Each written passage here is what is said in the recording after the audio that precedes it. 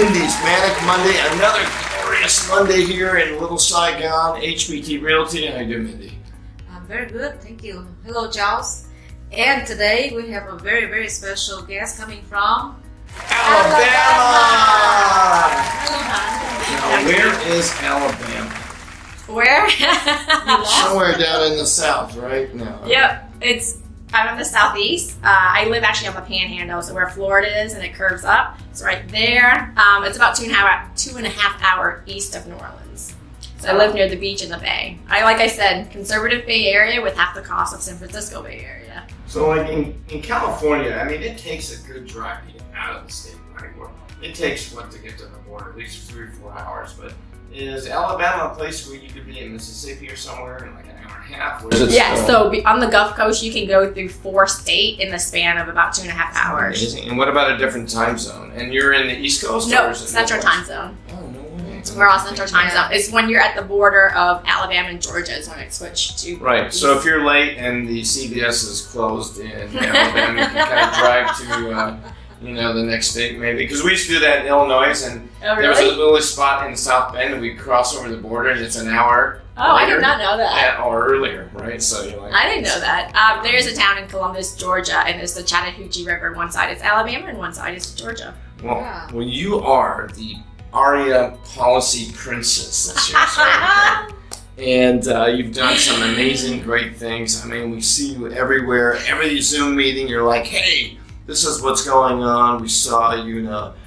recently at some events where you're talking to politicians and things. So tell us a little bit about yourself and your background. Yeah, we'd like to know about you first. Yeah. About me? What would you like to know? I guess. Should we start with my name? No, we don't want to be specific, right? How did you end up in Alabama? Okay. But you speak Vietnamese. Right. Yeah. So Mindy and I, which is my elder sister. So my actual Vietnamese name is Hua Hanh Hua, which means to promise happiness. Beautiful name. Only to myself, not anyone else, in case anyone ever wants to know. I think Charles means man. I mean, I call you Chuck, so okay, it's even better. So we ended up in Alabama because of my dad. We moved to the States in '92, and my dad thought Atlanta was the next big city because the Olympic was '96. Oh, that's right. But he put down AL instead of ATL, so we got sponsored in Alabama. No way, that's the reason? That's what he tells me. Wow, that's a secret.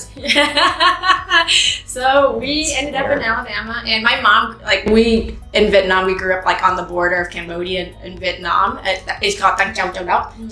Tom Trung and I are actually from the same area. Interesting. So my mom really enjoys small town. We had a chance to move to San Jose when I was in high school, 11 or 12th grade, and I didn't want to because by that time I just did 6 or 7 years, and I really enjoyed my friends and everything. So wait, you did live in San Jose, or that was a possibility? That was a possibility, but we're Chinese background. And my dad has a whole lot of sisters, so extended families a lot sometimes, especially if they're Vit and Chinese. Right, Even Yeah, my dad is one of 8 siblings, and my mom is one of 7. Wow, big family. A lot of family drama, a lot sometimes. But I'm not the peacemaker. I'm the one that I talk to everyone. That's good. It can't be that bad. I mean, it's the Koreans that have the drama, right? Maybe. Well, what the famous Korean drama shows. Every other people, every country has too. Right. Have you, when Vietnamese people get mad at each other, have you heard the show? I don't know. I'm with the Chinese culture, and it's quite common to raise your voice in normal conversations. And I'm sitting there going, "Is this going to be okay or not?" We're just having a healthy conversation. So, pretty much like Chinese and Vietnamese are the same way. Wow. So that's the story to be in Alabama. What about how do you be in real estate? So what bring you here? So my real estate journey is a bit of a long one. It's my 3rd career. So when I was in college, I went to school in Boston University. I was an assistant to the national president for Women Council Realtor, Judy Moses. So I was helping her put together packages and stuff like that. But I've always kind of had a knack for real estate. And then a couple of years ago, my former partner needed to find a house, and we were able to find this great house in Somerville. And then I was living abroad in Hanoi, and he needed to find another house in San Francisco, and I literally landed and a house with his real estate agent within like 24 hours. And he lives there then, so I think I have a knack for it, like a gut instinct for this particular. So you were kind of the go-to arranging it and working it to the broker. Now that you are a broker agent, do you sometimes wish you were on that other end of working with brokers and sending them requirements instead of doing it yourself, or what do you think? No, because I think I'm pretty particular. Ivan will tell you I have standards. Actually, everyone will tell you I have standards and expectations. Anna Barretto, she has standards. No, Ivan Choi. But Adam also knows this. Most of my committee members knows there's a level of expectation I have for everyone, and I'm very transparent and clear for what that is from the onset. And I love looking at properties for people because matching property with their personality and their certain aspect or time in their life. And especially like my first deal when I became an agent, I met the couple, they found me through the internet, and I got a feel for the couple. So when I went to the house, I was like, this is your house. Like, had that feeling.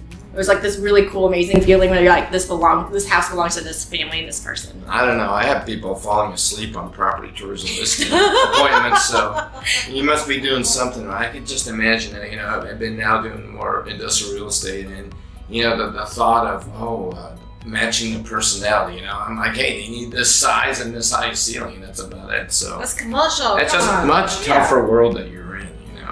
But you've been kind of. You're doing the real estate, but you're still very involved in policy too, not just with AREAA.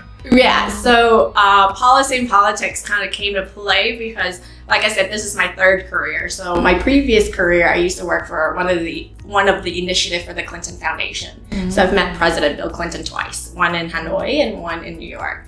So whenever everyone talks about or finds out that I used to work for the foundation, everyone just assumed that I'm already active in politics, and I wasn't really. Until I moved back to Alabama in 2017, and I got started with the special election for Senator Doug Jones. And it just all went, I don't know.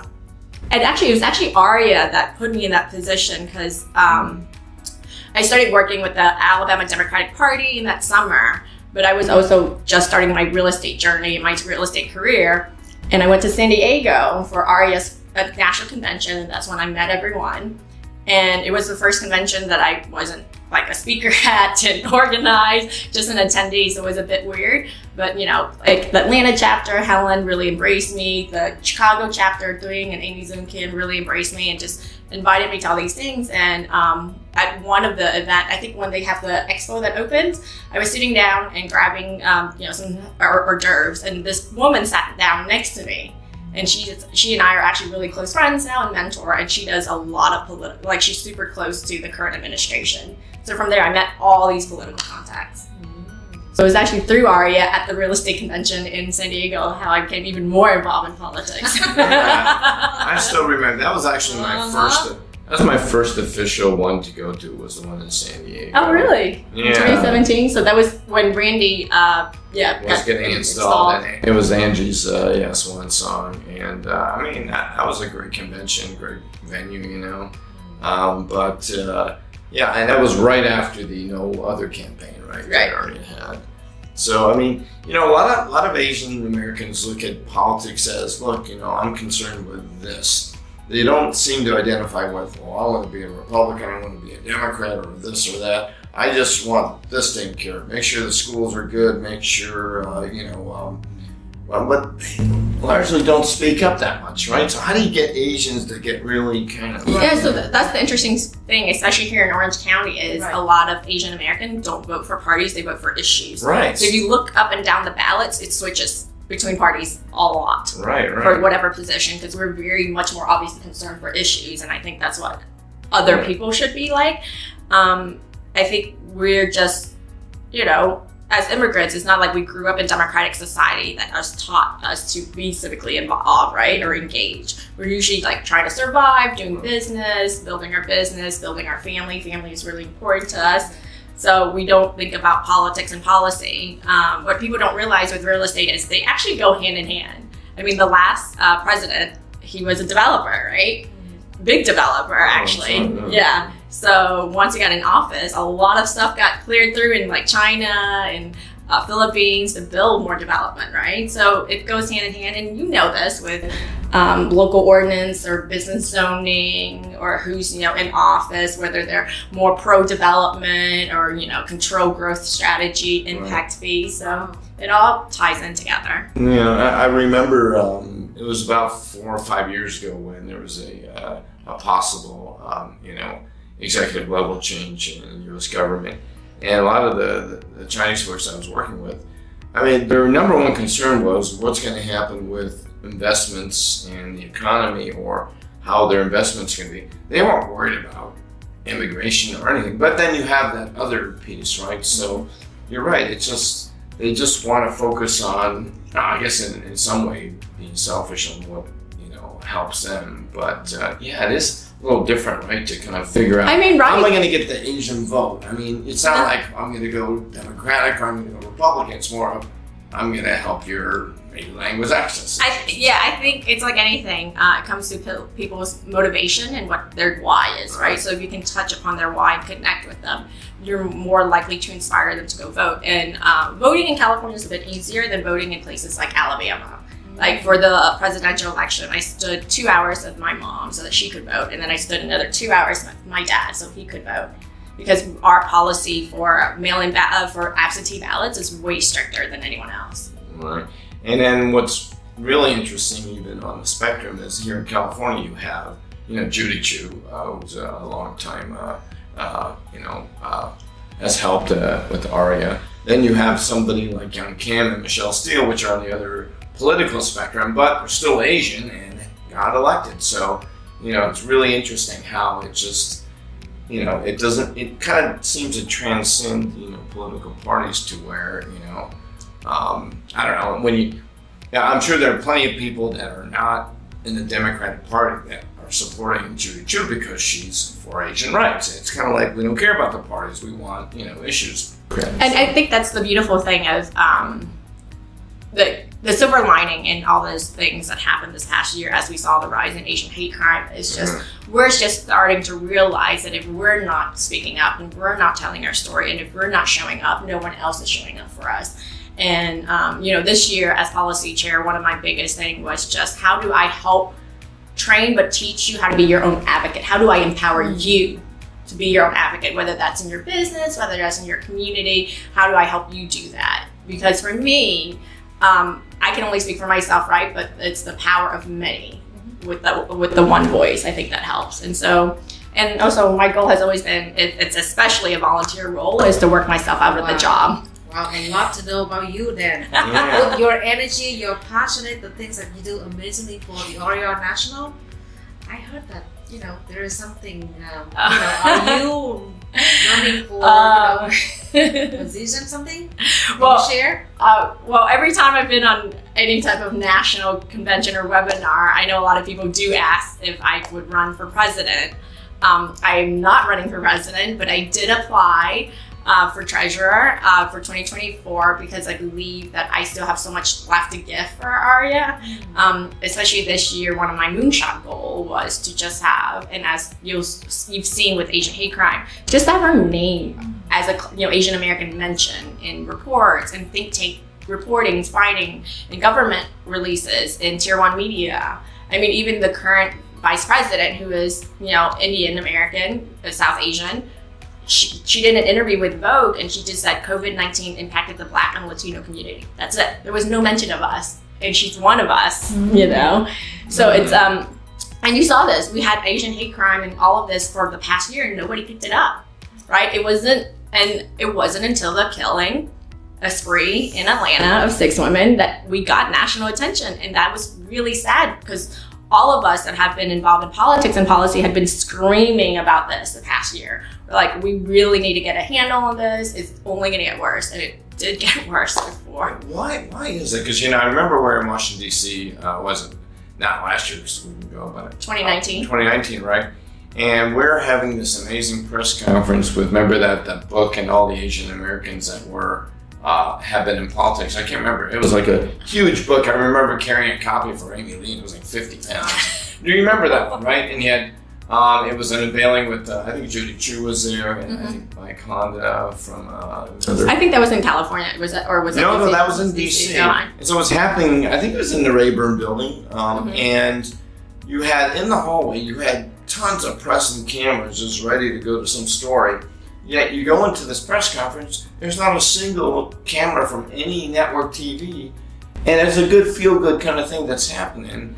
I guess in the hallways, they're just looking for somebody, slipping a word or whatever when they walk by, or trying to, ambush some other senator or congressman. And it's just a shame. I just hope, that changes. And well, I mean, it's like, when actor Daniel Day-Kam testified before Congress, he was saying people don't look at us, Asian American, as a strategic block of electorate or voting, except that we have the most purchasing power. Our group also provide lots and lots of jobs. Many of us are small business owners, entrepreneurs, and name any of the top tech company. Zoom, started by an Asian American. Yahoo, one of the founders, Asian American. So I think that gets, and because we've been staying on the outside of politics, the phrase, and just keeping our head down, working, building our American dream. But I think until we start flexing that electorate muscles and demand for better and for changes, then we won't get it. And I think we're finally learning to use our voice for that. Well, we had, for the first time, or was it the second time, but we had a Asian American running for national office, right, with Andrew Yang. And I mean, it didn't really matter which political side you were on. Here's an Asian American actually in the debates and running for president. I mean, that was a pretty impressive thing. But even in media, he was left out a lot. Yeah, right. Because, again, people aren't used to seeing us, right? So that's why I'm a huge proponent of, in order to be it, you have to see it. So this is why I always encourage. I love, I volunteer besides AREAA and besides my politics. I also volunteer with the Junior Chamber of Commerce, the JCs. And so I mentor high school girls, high school seniors, just so that they know that there's other avenues. Because I grew up in the South in Alabama, right? There's nothing wrong with getting married, having kids, being a nurse, being a teacher. I just wanted to show them that there's more to the world. Like, you can be your own woman. Wow, amazing. Look at that, her energies. What about, other things? Hey, you don't even drink much coffee either. No, coffee. Yeah, I need coffee in the morning. That's literally when I date people. I'm like, does he make me coffee in the morning? Oh, really? I like the topic, date. I like that topic. Yeah, we know a little bit about that. Besides policy and then, and everything, charity, what is your hobby? And what is the dating world? We passed over me running for treasurer, so we're moving straight to the nitty gritty of my singleness. Okay. No, I'm just kidding. I am single, currently not really looking, just as I'm so busy with all the stuff that I do. Wow, this is new ground, Mindy. Where you're gonna go? And when we're talking about hobby, I love to travel. I'm very adventurous, so I love traveling. You're all the way here. We all love travel. That's why we meet each other over there. Yeah, I've seen Mindy in a couple of trips now, and then Chuck here. Also, we've been now that not post COVID, but the new normal COVID, where we're getting to meet each other more. We are seeing each other at more events. Yes. Right. Yeah. I mean, it's 20. We always, when we interview some people, we used to reminisce about 2020, but. Now it's been almost a year from now, exactly. So it's kind of like, I can remember, but about a month ago, California kind of reinstated, and at least in LA, the masks indoors. So it's kind of going a little backwards, right? So. It's not, because actually, I have a friend who is a nurse, and I was just telling Mindy that fully vaccinated since January, got COVID again. Right. And so now he's like a test subject, basically, because the new variant is so terrible. Still need to be careful, but real estate seems to be steaming along just fine. I've seen some posts in other parts of the country, seller market is officially over, and I'm like, are you kidding me? No, but some people, in California are like, I can't believe it, but do you see, because you do a lot of traveling, I mean, do you see some spots that are kind of slowing down? Do you see some chinks in the armor? There's some banks that are starting to I think we're we got a little bit of exposure here, in jumbo loans, and we're trying to pull back. Well, I don't know if it's so much like it's slowing down. I think the market needed to have a valve to steam off, right? Because it was so crazy. I mean, I've heard from California, y'all do like 10 to 15 offers before you even get one house, right? Some just give up. I think that's kind of what's happening. My agent calling all the time. Like this morning she called me. Want to give up? So many offers, you couldn't beat it. Yeah. But just be patient. I told them to be patient. I mean, and that's what I told a lot of my clients and friends that are looking. I'm like, if you have time and you don't need to move now in the fall, which is in a month or two, you have more inventory. And that's because people that did buy inventory last fall or even early, or winter, they've rehabbed it. They've done the work, right? I mean, the issue with the inventory issue is the cost of labor and construction has gone up so much that starter homes aren't profitable for builders to build, number one. Also, after the last recession, a lot of private equity and like any type of index fund bought a lot of starter single family home, and they're massive rental portfolios for them.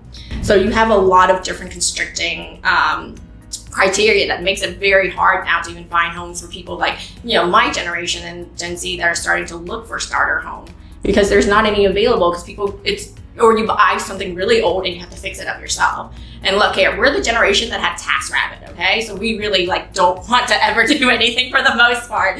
We can source it out. Yeah. Well, I mean, the developers seem like if they want to do the, kind of the starter home, they don't want to give up density and maximize profit. So they go condo or they go townhouse, which isn't exactly, a house with a yard and a dog running around. Well, I mean, you're mowing your own lawn kind of thing, the American dream, right? Well, COVID shows you that you need more space. You wanted the outdoors because you were so restricted. Home had a different meaning, right? So my first part of my career was about health. There's only 3 things you need in life. Your health is number 1 for you to survive, a shelter, which is home, and then food. Or sustenance. Yeah, and in Brian Allen's case, very good food. Especially burger. And a lot of it.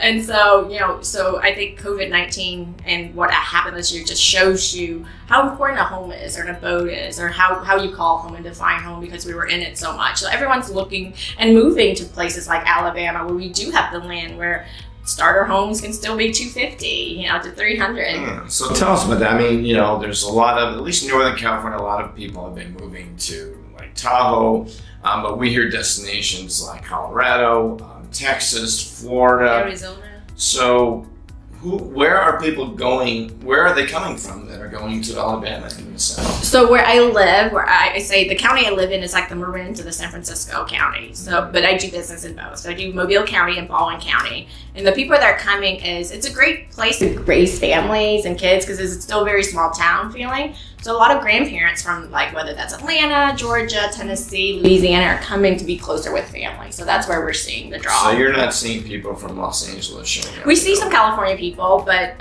it's a huge transition for people, especially if they, to go from city metropolis life to, my county is the size of Delaware. There's, peanut farms, there's pecan farms, there, it's a mix of rural and small town. We're close to the big city is Mobile, where Airbus is actually based, but it's not like a metropolis like LA, or even a second tier city like Nashville. Sorry, Nashville, didn't mean to say you're that second tier city, but I'm just saying it's not LA, New York, Miami. Well, I know, especially I remember Keith Andrews mentioning so many companies moving to his state over there, where they just had an influx of manufacturing companies and stuff. And your state in particular has always a history in the last 20, 30 years of one of this like Mercedes-Benz coming over and manufacturing things. And, we had a lot of companies, even in Los Angeles, area leave for Texas. They went to Plano. Toyota left, and a bunch of other companies left and centralized. But your state has done quite well, and so obviously big companies move there, there's jobs, right? Yeah, so Keith and I are both from Alabama. He's actually based in Birmingham, which is about 4.5 hours north of me. Right. I'm on the coast. Mercedes came in the 90s. Right, Hyundai came. For a while. Yeah, Hyundai, so when I want good Korean food, I gotta drive about 2.5 hours to Montgomery. To get Korean food, because Hyundai plants. And then Toyota Mazda just is finishing up their factory in Huntsville. Yeah. And then and then Mobile a couple of years ago got Airbus, so we're the only Airbus, American headquarter assembly line. So all the 320s and I think the 220s are assembled where we are. And our port just got expanded and added to have roll-on, roll-off vehicle, because with the port you can, with shipping logistics and things like that. And then we're connected by 5 Class A railroads. So you can, and we have steel manufacture. Also is big. Also is actually defense contracting. They build littoral combat ships. But we have AMS Calvert, that's a steel mill plant, and lumber and all that. So advanced manufacturing is pretty big. And business cycle through different states every couple of years because they negotiate tax reduction, right? Like if I come here and I build, $100 million plant, what are you getting back to me? And so the states are all competing with each other. And Alabama's just been very, very good at giving tax breaks to big companies to draw them up. But is it just a tax break? Is it just a great place to live and raise a family and work? I think so. I think it's like anywhere, right? There's good people and bad people. And it's just the way the media portrays Alabama as worse than I think it is. The people are super nice. Have I encountered, racism, bigotry? Yeah, but look at what's happening in California, New York. I don't have to worry about being punched in the face when I walk the street because actually nobody walks. We all drive cars. And I drive and you punch back. And I drive a truck, or everyone carries, or everyone carrying conceals. So can you imagine yourself going? I think I'm over Alabama. I think I'm gonna maybe move over to. So actually, everyone thinks that I'm never gonna Alabama's not my permanent location. My parents are never moving, so I'm always gonna have a foot there. I'm actually trying to build my own beach house. Fingers crossed, construction price. I know. Once I do, a lot. Well, some of y'all will get invited. Not all. Some of y'all will get invited. I'm really looking for. Because we have it, and I'm hoping, and I don't know if that's gonna happen. And I would love that. When Tim Herr's Swan Song or outgoing convention is in Alabama. Or, he's in Atlanta. Georgia, right? He's in Atlanta, right? But at least in the South, right? Or Southeast. We could use Tyler Perry's new studio and have our convention. I'm just saying to her. But no, I think I'm always going to have a foot there. I love being near the beach, near the bay. I live a very I am super grateful. I have a really, really an amazing life that I've set up for myself for being the age that I'm in. And but I still travel quite a bit, You do. From basically my schedule from the summer to the fall, I'm in California at least a week every month for different things. I can't think of anybody else, at least in the AREAA circle of friends. Maybe Donnie Pingaro might be traveling a little bit more than you. He tends to stay 18 hours in a city, and he's gone. He doesn't even stay a day sometimes, right? I see you as kind of sticking around, but yeah, you do a bit of. I don't know who you're using airline-wise. We're currently American Airline. I'm currently American Airline because actually Delta's my favorite American. It's just easier via connecting Dallas. Well, make sure you fly United because that's Terminal 7 in LAX. Skipping terminal is easier to pick you up. Right? Yeah, Chuck was kind enough to pick me up from LAX a couple of weeks ago. So, but yeah, no, I always have a foot in Alabama. I'm actually dual national, so Vietnamese. One of my goals is to go back and live in not Hanoi particularly, but to live in Vietnam again. I want to do retirement community for the Vietnamese diaspora. So there's Vietnamese people are scattered in Australia, France, Germany. All of this. I would love for them to want to come back and live there part of the time in Vietnam as they get retiring. But first, I know that's a good idea. Yeah, because I think you miss your homeland or where you grew up, right? And again, no offense, but Vietnamese food is quite delicious and fresh. Tons of herbs. So that's why a lot of Vietnamese people in Vietnam are skinny. I was at my best weight when I was living in Vietnam because everything was so fresh. You don't put anything in the fridge because you literally just go to the market that morning and buy what you want to cook for the day. Well, in Southeast Asia, a lot of people don't even have a refrigerator. They go, why would you need one? You buy what we do. They still have a good habit that going every day, every morning to buy fresh ingredients and materials to cook. I've been to many houses in Southeast Asia. They got satellite TV and high-speed internet, and they don't have a refrigerator because they just why. The market is right there. A few blocks away, you go pick up your fish, you cook it, you eat it. It's not like the Western way of thinking where you freeze everything or something. And here's all processed food. Yeah, actually, hearing your story, very interesting. Learn a lot about you. Wow. A Vietnamese girl, coming from Vietnam, living Alabama. I couldn't even imagine because I'm almost all my life is here. I can't even leave this place. Yeah, OC. It is very weird for me when I come to places like Orange County. Yeah, you grew up to be a very, very good girl. Thank you. Educated and follow and step out, do a lot of things, contribute to the give back to community. Do policy with other organizations, especially here in AREAA organization. Yeah, my brokerage model is to do all you can do with all you've been given. So that's a big model. That's something I strive to live in my life. Vietnamese, yes. And I hope that, your enthusiasm and outspokenness, which is one of your best attributes, rubs off on, Asian folks here, especially in leadership, to really be heard and to make sure that, the recognition is given. I think it has. Amy Kong has done a fantastic job this year, being president, and then asking me a couple of times to be policy chair. And, I look up to her as a mentor, and just in general, I think everyone is finding their own voice as we're moving, because you all progress and you all have to evolve as people, right? Even Mindy, right? No, it's really nice to see the progression right at the beginning of their term and at the end. How much they've grown, as a leader. Not just the skill sets of just being better speakers and communicating, but just getting it. But then you just become more comfortable. It's all about practice, right? When you were little and you're practicing your handwriting, or your multiplication table, it's just about doing that. And I know a lot of people do get scared when they have to talk with representative. They're like, we want you to be in the call because we want you to talk to us. I'm like, no, you should talk. It's okay to make mistakes. That's how we learn. I'll be there as backup, but I'm here to help you find your voice. Same here. I used to be very, very shy. Put me on the chair like this. Every show is not easy, but hey, easy. You've done it multiple times now, so now you're used to this. See, it's a help, Jones, and very good speaker. It's fun to practice. The more you do these, it is easier and you get better at it. It's like anything, I guess. It doesn't matter if you're an introvert and afraid of talking or seeing people or public speaking. That's the biggest fear, and I think a lot of people don't want to be in leadership, even though they got great organization skills. Maybe they are very good at convincing people on issues, but they're just, I gotta get up there. Yeah, so step out, do the non-usual thing, get used to it.